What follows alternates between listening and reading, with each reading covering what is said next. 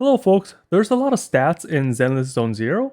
There's the obvious ones that we all know about like attack or crit rate, but there's also new ones like Anomaly Mastery and Anomaly Proficiency. The closest comparison to those is Elemental Mastery in Genshin, but it still works quite differently here. So far there are only 2 Anomaly units, Grace and Piper, but more will come, so might as well learn how this mechanic works now. So let's just dive into the Anomaly Buildup team. You want your main carry to have high anomaly stat like Grace, Sokaku, or Rina.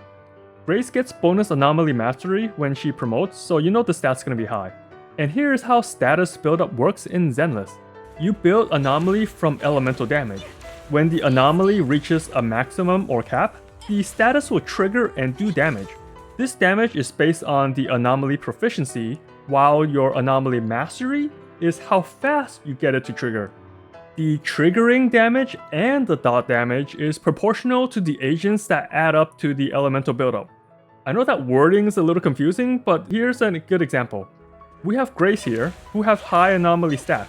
If she does all the electric elemental damage to trigger the shock, we will see the most amount of shock damage since her stats are so high.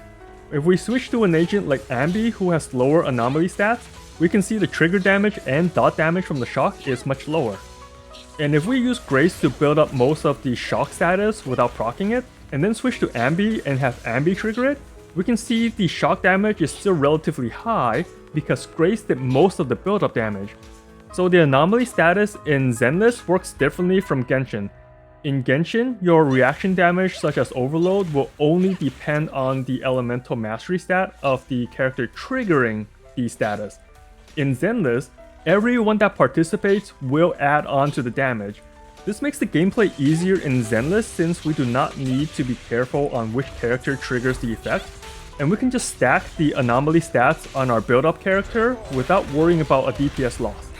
For the other 2 slots on the team, you want someone from the same element to help stack the build-up or to activate the synergy bonus. Mono teams are very strong in this game, as long as the enemy is not resistant to that damage. You know if they take less damage when the damage number turns gray, like here. And to build up status effects faster, you want to use an element that the enemies are weak against. Your default ethereals are weak against ice and ether. Your humanoid or organics are weak against ice and physical.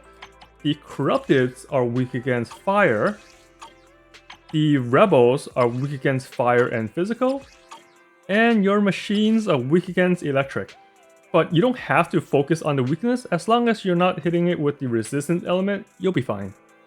And that's going to be my quick overview on how anomaly and status buildup works in Zenless. I think Grace is my favorite character in terms of just easy damage, and I hope to see more anomaly units added to the game because the status effects are really good. Anyways, thanks for watching and have fun out there, Proxy.